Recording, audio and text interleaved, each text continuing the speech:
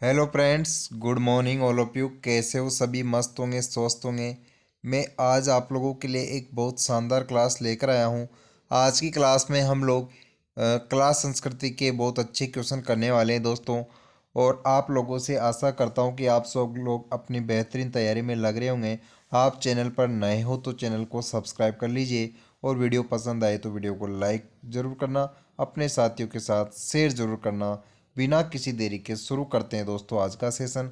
राजस्थान के प्रमुख लोक नृत्य कालबेलिया किस समुदाय से संबंधित है?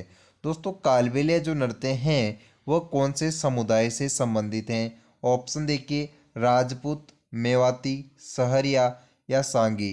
दोस्तों, कालबेलिया जो नृत्य हैं इसका संबंध किस समुदाय से हैं? तो आपके सामने जो ये सागी जो आपको समुदाय दिख रहा है, ये कालबेलिया समुदाय से संबंधित है। कालबेलिया नृत्य सागी समुदाय से संबंधित है दोस्तों। तो कालबेलिया जनजाति जो कालबेलिया चार नृत्य हैं दोस्तों कालबेलिया के: संकरिया नृत्य, पणिहारी नृत्य, बागड़िया नृत्य। ये अनेक प्रकार के जो नृत्य हैं कालबेलिया नृत्य, ये प्रसिद्ध नृत्य हैं दोस्तों।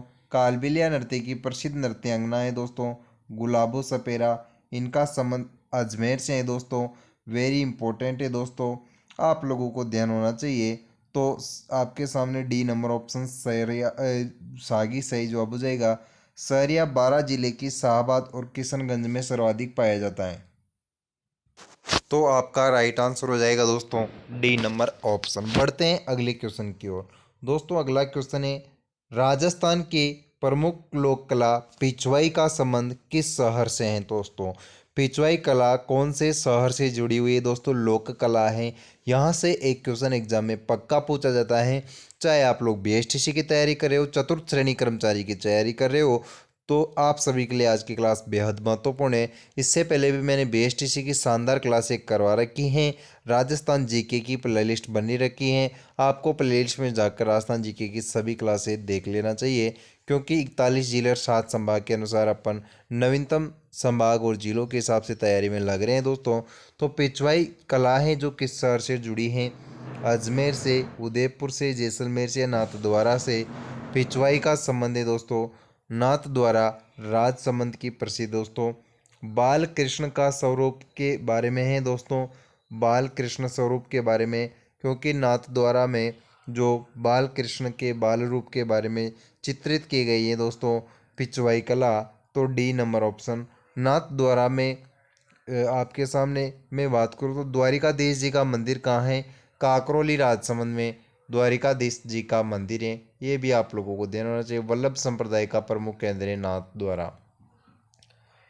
अगला क्वेश्चन, राजस्थान में प्रसिद्ध चित्रकला शैली मीणा कला किस कला रूप से संबंधित है? तो मीणा जो कला है वह किससे संबंधित है? कांच कला से, चित्रकला, मूर्तिकला या धातु कला। दोस्तों, मीणा या जनजाति संबंधित नहीं है, मीणा कला का नाम है। तो मीणा कला चित्रकला से संबंधित है। बी नंबर ऑप्शन आपका राइट आंसर हो जाएगा दोस्तों। बढ़ते हैं अगले क्वेश्चन की तरफ। बणेरा काव्य किससे संबंधित हैं? तो बणेरा काव्य का संबंध किससे है? लोकगीत से, नृत्य से, कविता से या नाटक से। दोस्तों, बणेरा काव्य किससे संबंधित है? दोस्तों, बणेरा काव्य का संबंध है आपके सामने कविता से। तो C number option right answer हो जाएगा दोस्तों। वीडियो अच्छा लग रहा हो तो लाइक कर दीजिए दोस्तों, दोस्तों के साथ शेयर कर दीजिए अपने साथियों के साथ। राजस्थान का प्रसिद्ध लोक संगीत गारी किससे संबंधित है? तो गारी का संबंध कौन सी जन जो इनमें से किनसे संबंधित है? महिलाओं की दोहा से, शाही संगीत, काव्य संगीत या शोक संगीत। दोस्तों, इसका राइट आंसर हो जाएगा ए नंबर ऑप्शन, महिलाओं की दुआ से संबंधित है। राजस्थान का प्रसिद्ध लोक संगीत गारी है। इसमें महिलाएं दुआएं देती हैं दोस्तों। धूलिया किस प्रकार का नृत्य है? धूलिया किस प्रकार का नृत्य है? विवाह नृत्य, लोक नृत्य, शाही नृत्य, धार्मिक नृत्य। धूलिया किस प्रकार का नृत्य है? विवाह नृत्य। ए नंबर ऑप्शन राइट आंसर हो जाएगा। बढ़ते हैं अगले क्वेश्चन की तरफ। अगला क्वेश्चन देखिए दोस्तों, राजस्थान के किस जिले में बीकानेरी भात प्रसिद्ध हैं? बीकानेरी भात कहाँ का प्रसिद्ध है? ऑप्शन देखिए, जयपुर का, बीकानेर का, या फिर जोधपुर का, अजमेर का। दोस्तों बीकानेरी भात कहाँ का प्रसिद्ध है? तो बीकानेर का प्रसिद्ध है दोस्तों। B number option right answer हो जाएगा। बढ़ते हैं अगले क्वेश्चन की तरफ। राजस्थान के किस जिले में पानीपत के युद्ध पर आधारित कला रूप प्रमुख है?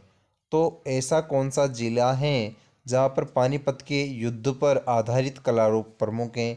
जयपुर, जोधपुर, अजमेर, चित्तौड़गढ़। दोस्तों पानीपत के युद्ध पर आधारित कला रूप प्रमुख हैं दोस्तों जयपुर में। ए नंबर ऑप्शन राइट आंसर हो जाएगा दोस्तों आपका।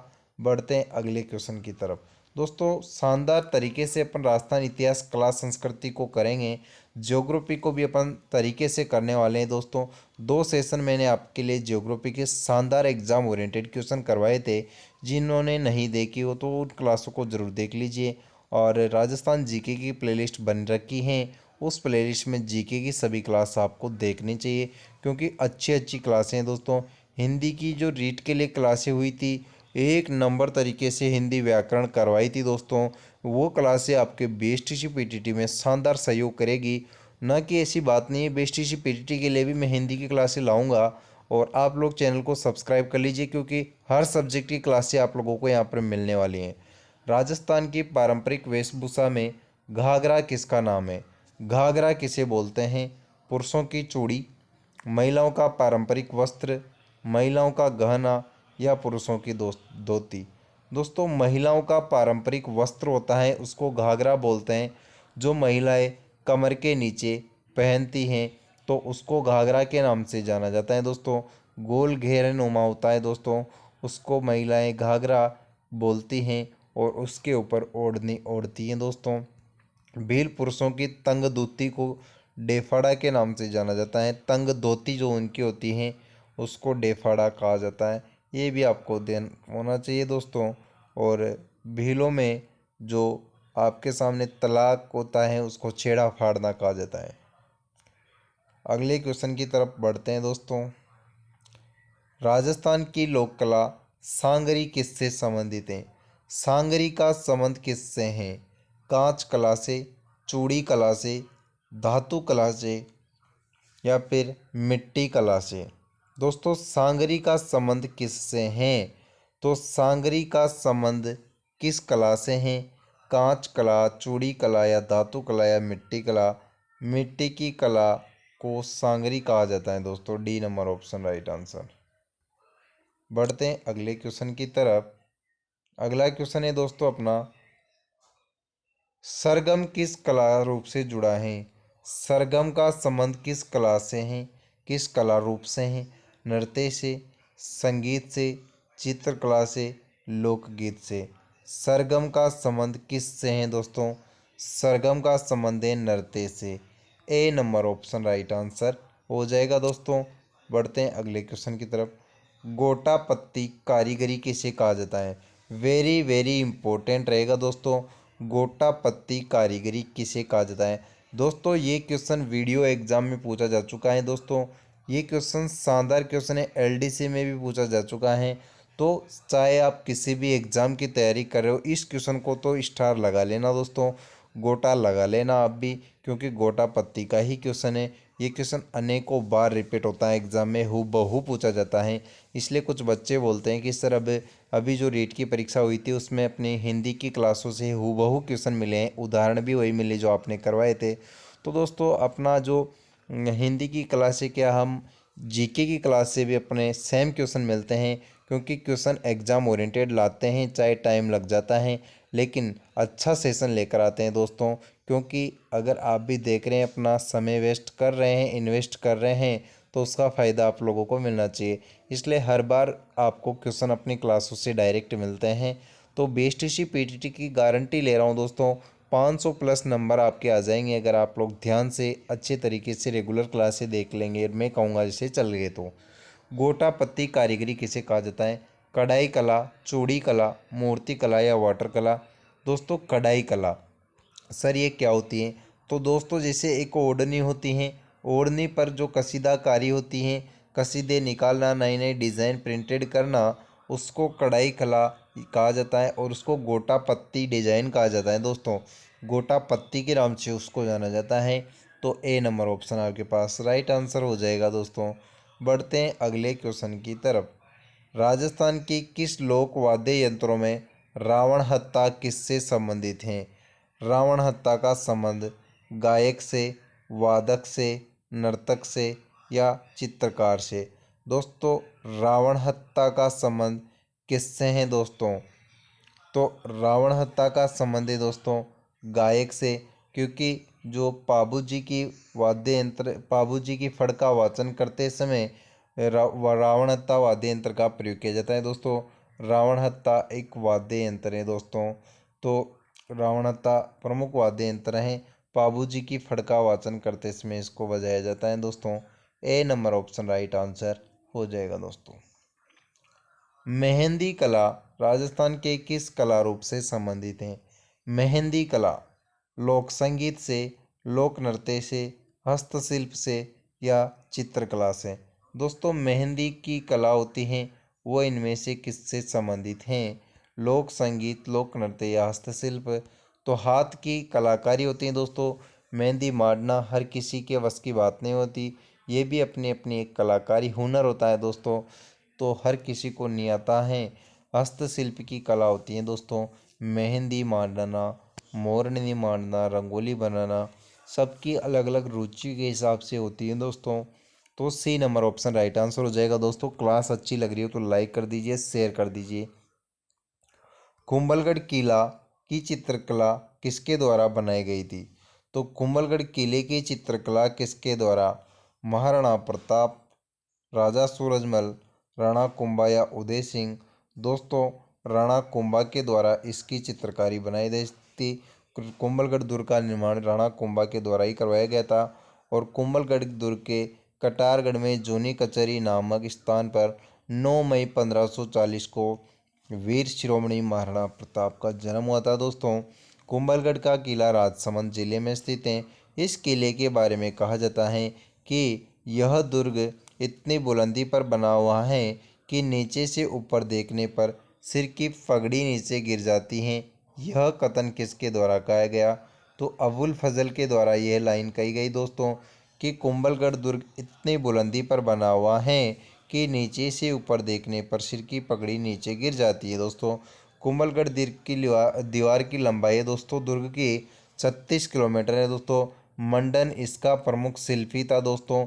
ये क्वेश्चन अनेकों बार एग्जाम में सेकंड ग्रेड 2018 में पूछा गया है। कुंभलगढ़ दुर्ग का शिल्पी कौन था?